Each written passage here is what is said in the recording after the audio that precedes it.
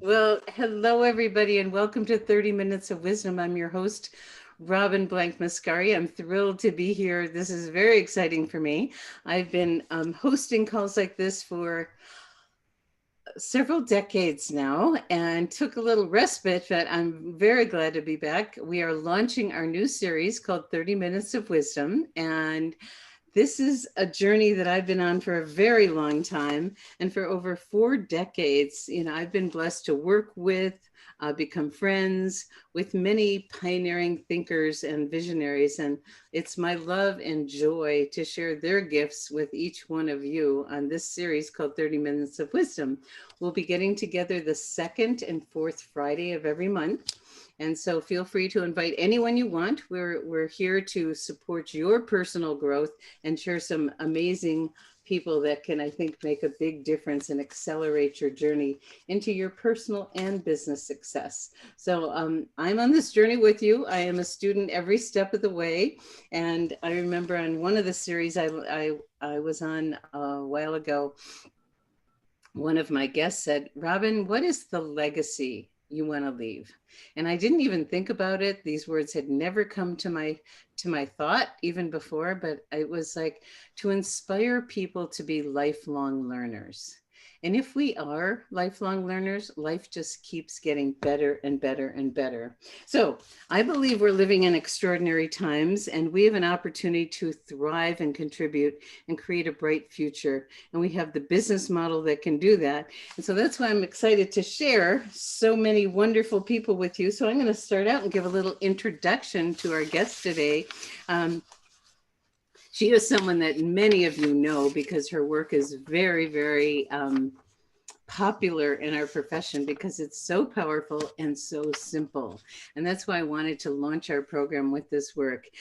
She's an author of best-selling books. She's a speaker all over in many different industries, but our industry loves her because she makes such a significant difference. I love this. At the age of 8, she called George Lucas to see if she could work with him on future movies. She's written movies and books. She works with her husband, Richard Fenton. That's when I first met them. She was the youngest general manager in the eyeglass retailer Lens Crafters, and she launched her own company at the age of 24. I do want to share how we met because I was resistant, I'll be really honest. And it was way back in the early 2000s, and I was the president of the Direct Selling Women's Alliance. Now it's the Direct Selling World Alliance. And she and her husband, Richard, were speakers, and the topic was Go for No. And I went, huh? I was teaching conscious languaging in the corporate world and, focus on what you want more of. And it's like, do I want more? No. Well, that evening changed my life. And that's why I'm so thrilled to have her as our guest today. And I want to welcome Andrea Waltz. You want to put your camera on, my dear? Yes, hello. Oh my gosh, it's great to be with you. I know. It's been so many years that we've known each other now. It's crazy. Yeah, I know. Isn't that wonderful? And, I was thinking about it and going, oh my gosh, whenever I call you, you say yes, you don't say no. So thank you for saying yes to me Absolutely. again. It's wonderful to be here, and we have 30 minutes, and we've gone on longer interviews before, but we have 30 minutes, so we're going to jump right in. And I'm thrilled to have you. It's such a joy, and I know you and Richard have taken this interesting time that we're in and been very productive because that's and creating wonderful new things. So I look forward to our conversation to hear some of that. So why don't we get started? And this is the book. This is the book everyone should know about called Go for No. And it says, yes is the destination, no is how you get there. It's become a philosophy, it's become a movement. It is, those two letters have changed people's lives. So could you start out and talk about what does Go for No exactly mean, Andrea? Yes, thank you, Robin. Yeah, so first of all, I know it does sound very negative, and Go for No is as you said, philosophy. It's a strategy as well because it's kind of got two pieces. It's got a mindset piece, but there's also some tactical uh, practical things that you can do to implement Go for No in your business.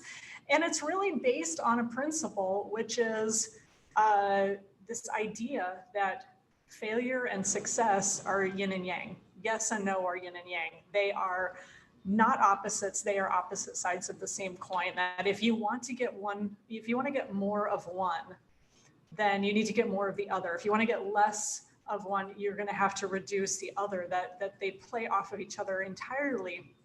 And sometimes I think we think that we want to avoid failure, but in doing so, we often put ourselves in a position to where we're avoiding success. So Go for No is all about having the courage to hear no more often. That's really what it's about. And there's so many nuances, and I know we'll talk about it, but it is having the courage to hear no more often and to do it intelligently, ideally, right? To fail smart and to be persistent and understand that no doesn't mean never, no means not yet, many times, and to not let that no stop you. So there's so much rolled into that, but I like to say, just to kind of wrap this, put a bow on it, that we take a very negative reality, which is no is out there, and I feel my goal is to turn it into a powerful, empowering positive, to say, yes, the no is out there. So how can we maintain positive and have fun in our business despite the fact that the no's are there? Love it. And you made a huge difference. I so vividly remember when I met you guys. I mean, that evening changed my life, and it really helped me understand what you're saying, that the most successful people hear no more often. And I think we can go back to when we're children, and I love this. I think it would be fun to start with this story because I think everybody can relate to this story. Would you share this story? Yeah. So that is it's actually our business card. And it's called One Day I Asked My Daddy for a Cookie by Hadley. She actually, this little, she's not little anymore now, she's a nurse. Way back when, a very good friend of ours, we were talking about how kids are so persistent. Kids are just, they don't take no for an answer. They'll go for no at all costs, right? And oftentimes for cookies or sweets or whatever it is they want. So a friend of ours said, I have to send you the book that my daughter created, and her name is Hadley, and she was like 5 or 6 at the time that she created this little book, which we bought the rights to from Hadley. We gave her $100 at that time. We knew that she was too young to fight us, so we could, take advantage of her. and bought those rights to the book, and it says, you open it up and it's one day I asked my daddy for a cookie, but my daddy didn't let me have a cookie. So I asked my daddy for a cookie. He didn't let me have a cookie. So I asked my daddy for a cookie. He didn't let me have a cookie. So I asked him for a cookie. He let me have a cookie. The end. Like that's the whole thing. and everybody, we all laugh at it because it's so true of how kids are so persistent. And I literally just finished this training, Robin, where I was talking, this is how I wrapped up, and I was talking about this and how, I don't want people to think, I have to be a spoiled brat, I have to badger people, I have to make them uncomfortable. No, a no is a perfectly acceptable answer. The difference is we just have to remember that it takes courage in those moments where we don't want to ask. We don't want to ask if the person will have a Zoom meeting with us, or if they'll try our product, or if they would just be open to watching a video. We talk ourselves out of it, and we have to remember that, as kids, we were relentless. So we have to get a little bit of that tenacity back. I love it. And it's a huge paradigm shift for people, and it's a shift in our relationship with that word. And that's what makes the big change. So, why do people fear getting no? Yeah, I've seen this there's usually like 3 groups. There's the person who's, they have no problem with it. And I remember you were kind of one of those people. You were like, I don't have a problem with no. I mean, because you just understood it, which is really important. Why, even if you're really good at it, if you want to learn this concept, because as a leader, right, you have to interact with people who actually aren't as good at dealing with no. Then you have kind of everybody in the middle who's kind of like, they don't like it, they don't like hearing it. I believe that, and have read enough about this, that we're biologically wired as humans to not want to be rejected, to not get thrown out of the tribe, so to speak. So it's completely natural. And then you do have a third group who has a lot of anxiety around it, and they really struggle with it. And there are even therapies out there, rational emotive therapy and stuff to help people get beyond, right? To get beyond that anxiety, that fear. But we all are just wired that way. The good news, though, is I've seen so many people change. I've seen so many people change who hated it, who feared it, who were frustrated. And it doesn't mean you have every day perfect, right? No one does. But it's just this little thing that is in your mind where I hope that going forward that people say, instead of just making an assumption and deciding that the person's going to say no, I'm just going to ask. Like, I will survive this. Well, I love it. And it really, what you're talking about is our relationship with the word no. Yeah. And some people take it personally. Some people don't. Some people aren't even aware of what their relationship is with it. And they just go for it no matter what.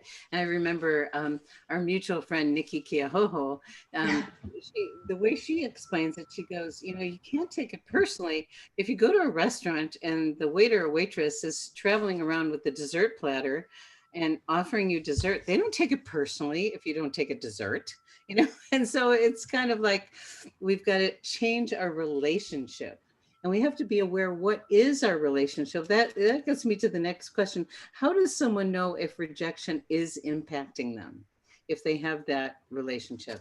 Yeah, so that usually shows up in that assumption making that I was talking about, because instead of admitting to ourselves, hey, I fear rejection, we'd rather just procrastinate or make an assumption and say, they're just going to say no, or they just moved, or they just had a baby, or they don't have any money. And the interesting thing is that, especially what I find in this profession with direct sales, is all those reasons are actually usually the reasons to help someone. Like, all of those issues that people are dealing with, those struggles, can be alleviated, if, hey, do they know they have this option of having this potential second income, where if they're having a health challenge, maybe this product will help them, right? So we have to remove all those assumptions. So that assumption making, that fear and anxiety, that feeling like I'm being that pushy, aggressive salesperson, if all of those things are coming up and that fear and anxiety, it's affecting you. And people can feel what you're feeling. And so you can use the words, but if behind it you haven't, I love how you call your company Courage Crafters, because we're really developing a muscle, aren't we? Yeah. And it's funny that somebody in our private Facebook group even said that today. He said, it's building your courage muscle, which, and that requires kind of that daily practice. And the reason that even came up was this one person in the group posted and said, I was getting no after no after no, he said, but I was getting okay with it. Like, I was able to kind of emotionally detach, which we talk a lot about, not being on that emotional roller coaster. But then he said what happened was he got a yes, and then he got all excited, and then he was getting upset about the no's again. And the person commented, you just have to build up your courage muscle, because you got that one yes. And it's funny how the one yes like threw him off. Right? And so it's like, just you gotta yes and no. We gotta focus on our behavior and just not be so tied into the yeses and the nos.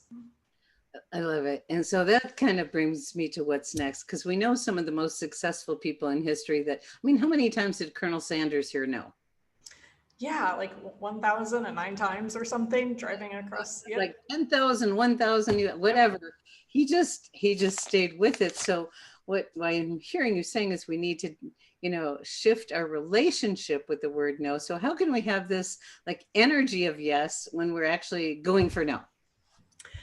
Yeah, the idea of yes energy is just about staying positive. And that means one, and this is huge, and this is interesting work that I came across over the last couple years by a guy named Trevor Moad.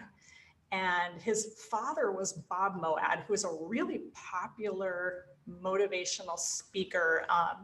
And Trevor actually talks to, and he's kind of a young guy too, he's very impressive.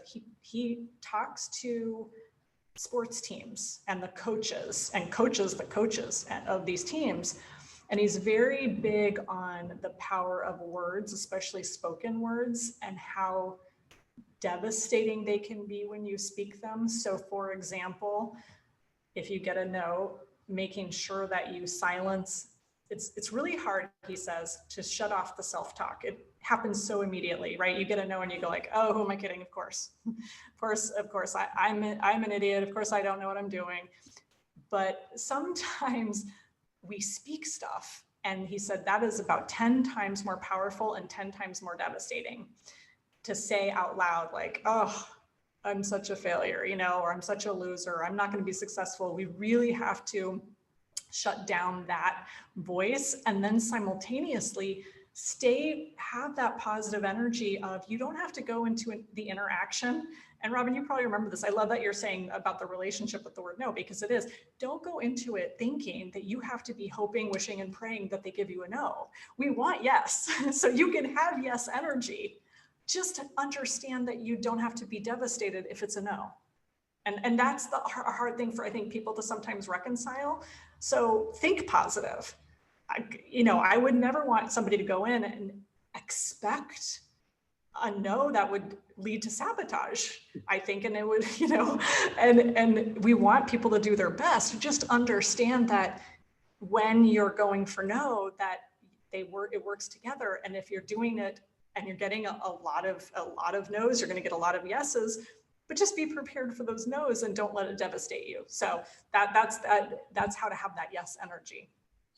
It's so wonderful. And in our profession, we say often in our training, success is not magical, it's mathematical. Right. It's a good one, isn't it? And so it's just a numbers game. If you follow the systems, eventually, and I think it's Jim Rohn that says when you're early on, what you lack in skill, you make up in exposures. and Absolutely. And you've worked with a lot of people in our profession, Andrea. How quickly can someone expect something to change with focusing on this kind of work? Yeah, I mean, I think people can change really rapidly. And the reason why is that it's something that you can implement right away. And that's why I say that it's a philosophy as well as a strategy. So the philosophy, everybody on this training gets it. They say, oh, I see, hear no more often. So you could today, right now, right after this training, send a Facebook message to somebody and say, hey, would you like to take a look at my product? Are you available tomorrow to meet on Zoom? It's quickly implementatable. And when you start doing it and start implementing it and you start hearing no, you can start working on your thoughts, work on that mindset, keep positive. And then when you get a yes, immediately see the connection of, okay, I'm putting myself out there. I'm doing that courageous asking. And now the yeses are starting to come, instead of something where it's, a kind of psychological mindset thing where it takes a long time. Anything to do with your personality or character, while I believe all of those things can be changed, it takes work and it takes a long time, right? If you say like, I'm going to work on being a more patient person, you can't do that. You practice that on a daily basis. You practice that, but this is the type of stuff where you can put it into action right away. And I think that's why I see people having epiphanies quickly, and they get results quickly. It's what I love about this work and why I wanted to start our program with you, is 2 simple letters can absolutely transform someone's life, transform their experience of success in this business. Because a lot of people end up, I think Nikki coined the term accidental leaders. And it happened to me. You know, I found someone shared a product. It changed my life. I couldn't not share it. All of a sudden I had all these people. It's like, oh my goodness. and and there's some people say, well, I've never been in sales. I can't do this. I don't want to be one of those pushy people. So it's this mindset change, and to realize how anybody can change their life. And we get to go back to, what's her name? Oh, the sweet Haley. Hadley. Yes, Hadley. I love this. I actually pulled out my old file, my Andrea Waltz file, when we did an interview for that teleseminar. And it was so fun to read this story this morning. And let's see, we have a few more minutes. Do you want to quickly share Richard's story? Because that can really, because that kind of opened up a lot of people's eyes, that story. I mean, yeah, absolutely. Long one, and then we'll finish up with another question, because it went so fast. I know. So, and this is kind of why, like, the behind the scenes about the book. What happened was we had corporate jobs. We wanted to teach these different philosophies. When Richard and I met, he shared Go for No with me, and I thought it was brilliant. I didn't like hearing the word no. So it really resonated with me personally. And I've done so much work on myself over the years too, to just not be a people pleaser and learn not to take no personally and all of those things. But the story that we tell in the book, which is kind of like the foundation, it's what launched it, was a story that happened to him years before we even published the book, which is now 20 years old. So we're going back into ancient history. There are dinosaurs roaming the planet, okay? that's how far back we're going. And he was selling suits for a living. His sales were horrible. He thought he was going to be fired, and the district manager, Harold, was coming in to visit the store one day. So when Harold gets there, Rich has the opportunity to help this customer who buys an entire wardrobe of clothing. It's like $1,100. He sells this man all of this, rings him up, sends him on his way. And then Harold asks Richard this kind of life-changing question. Well, there were two life-changing questions, actually. One was, what did that customer say no to? Which was the first question, which Richard had to realize. He thought through the sale and realized everything he showed this guy, the guy bought. And then Harold asked him the second question, which was, well, if he didn't say no to anything, then how did you know he was done? Because Richard was the one who rang this sale and sent the customer on his way. And that's when Harold, his mentor, told him that, he was a good salesperson, but his fear of the word no was going to kill him. And if he could just learn to get over that, he could be great. And as Rich tells it, Robin, and it's so funny, it always makes me laugh. He always says, I didn't know if I had what it took to be successful, but I knew I had what it took to fail. I knew that I could hear no more often, that I could just simply show customers more products, services, have them say no, and all in their best interest, never pushy, never aggressive, just show, and that I could be more successful. And so that's what he did. So that as the strategy is kind of that underlying, it underlies the book, and then we build on top of it of all of the other mindset and things like that. So between Hadley and Richard, we got it handled, right? We've got it handled. So many books. I think everyone can relate to children and how persistent they are, and they don't stop when they hear no. And so it's really ingrained in us to be that way. But somehow along the way, something changes and we lose that, childlike unattachment really to that word. And so now we get to make friends with it again. It's really yes. We don't realize we have a relationship with no, but we do. And it's all about how we think and feel about it. Okay. So what other final comments do you want to plant the seeds with everyone before we complete today? Yeah, I would say just, have that no awareness. And we didn't talk really about, setting a goal for the number of no's you're going to hear, which is something that you can do to implement it. But I would just say this, what if you just got one no a day? And did that for a year and just said, I'm going to get one person to say no to looking at my product, looking at my business, one appointment, whatever, how revolutionary that could be from getting nothing, because most of us don't hear no a lot. Just one a day, like an apple, just it's one a day. How could that transform your business in a year from now? It does. So it doesn't have to be overwhelming. Keep it simple, but it can be very powerful. So that one little word used every day is going to build that courage muscle and change our lives. That's right. That's it. So for those of you that want to learn more, I mean, I don't know if people use CDs anymore, but you still have this available? I do. We have those, but we also put all of that online. Okay, So we have the book of Go for No. There's the website goforno.com. There's this movement. You said you had a Facebook group. People can get, it's really supportive to get engaged with other people that are on the same path, that are, developing that muscle, hearing the stories, celebrating each other. And so our invitation, and thank you, Andrea, it's a joy. And I look forward to a private conversation so we can catch up a little bit. Absolutely. That'll be really fun. So everybody, Andrea's work is a gift to all of us. And I encourage each and every one of you to really focus on developing that muscle, developing the courage to just receive it, changing your relationship with that word no, and it will change your life, right? That's right. Okay, so we're going to stop our recording. Thank you, everybody. How do we get your book, Andrea, and where do we find your website? Books on Amazon and on our website, and it's goforno.com, just like it sounds. It's simple. Okay, so we'll close right now. We'll stop our recording. Thank you, everybody, for joining us on our very first 30 Minutes of Wisdom with our wonderful guest, Andrea Waltz, and the work goforno.com.